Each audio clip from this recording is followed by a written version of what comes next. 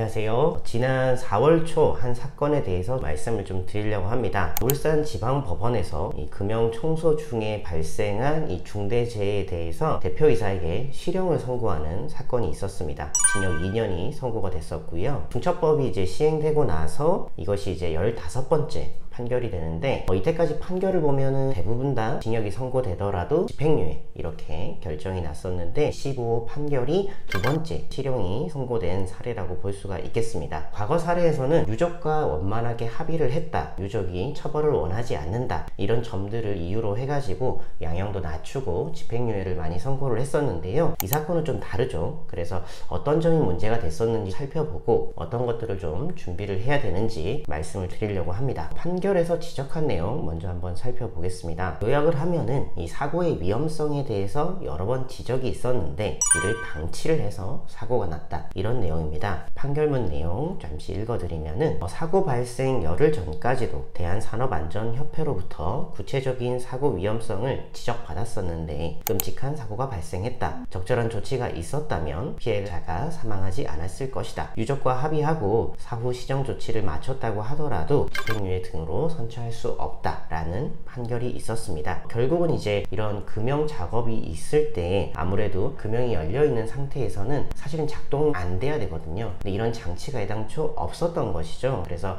협회에서 이런 것들을 지적을 했었는데 이런 방호장치나 안전장치나 이런 것들이 설치가 되지 않고 작업을 했기 때문에 사고가 났다, 이렇게 보시면 될 것 같습니다. 그래서 협회로부터 보고를 분명히 받았을 것 같고요, 결과를. 근데 이거에 대한 대책이나 이런 부분이 없다 보니까 아무래도 고의나 이런 부분들이 충분히 인정이 된 것 같습니다. 그래서 검찰에서 이제 기소한 내용을 보더라도 이 중대재해처벌법에 보면은 시행령에서 이 안전보건관리체계에 대해서 총 9가지 항목을 규정을 하고 있습니다. 이번에 이제 지적된 사항들을 보면은 크게 3가지가 지적이 됐었는데요. 그 중에서 시행령 제3호 이제 위험하고 유해한 요인들을 확인하고 개선하는 절차를 마련하지 않았다, 이 부분이 가장 좀 중점적이다 라고 보시면 될 것 같습니다. 그래서 이 중대재해처벌법 같은 경우는 중대재해가 발생하지 않도록 하는 법이죠. 물론 이제 이런 것들을 제대로 하지 않았을 때는 처벌도 명시를 하고 있습니다. 아무래도 이제 이슈나 이런 것들이 처벌 중심으로 되고 있죠. 그러다 보니까 이 법은 처벌하기 위한 것이다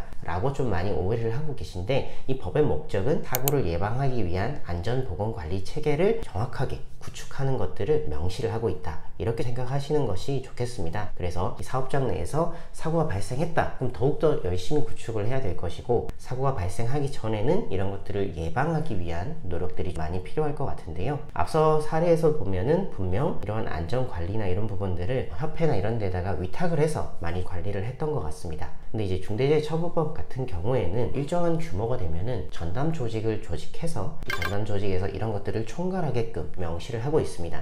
즉 위탁한다고 다 되는 것이 아니라 이런 것들을 직접적으로 다 관리하고 뭔가 기획하고 예산을 집행할 수 있는 그런 조직을 갖춰야 된다라고 보시면 될 것 같습니다. 아무래도 이제 협회를 통해서 유해하고 위험한 요인들에 대한 보고서를 받았겠죠. 그러면 이런 것들을 전담 조직에서 실행 계획을 세우고 이거에 대한 개선 방안을 마련한 다음에 이후에 개선이 제대로 됐는지까지도 확인하는 것이 바로 이런 전담 조직의 역할이라고 볼 수가 있겠습니다. 그래서 이러한 절차를 제대로 이행하지 않았기 때문에 결국은 실형이 선고되었는데요. 그래서 이 안전보건관리 체계를 어떻게 구축해야 되는지에 대해서 많이 좀 궁금해 하실 수 있는데, 이 법령에서는 총 9가지를 규정을 하고 있습니다. 많죠. 그래서 무엇부터 해야 되는지 막막할 수 있는데 이 중에서 가장 핵심적인 것을 꼽는다면은 시행령 제4조 3호에 있는 유해 위험 요인들의 확인, 개선 절차를 마련하는 것입니다. 이에 대해서는 이제 산안법에서는 위험성 평가 이렇게 규정을 하고 있는데요. 위험성 평가라는 것은 사업장을 쭉 둘러봅니다, 사전에. 그래서 이거 위험하네, 이런 것들을 찾아내 가지고 이 정도는 우리가 가만둘 수가 없겠구나, 이런 위험 요인을 개선을 합니다. 개선이 제대로 이루어졌는지를 확인하고 정기적으로 점검하는 이런 절차라고 보시면 될 것 같은데요. 중처법으로 기소된 사례들을 쭉 찾아보니까는 이 위험성 평가를 제대로 하지 않았다라는 게 80% 정도 차지하고 있었습니다. 이제 거꾸로 생각을 한다면은 이 위험성 평가를 제대로 했다면은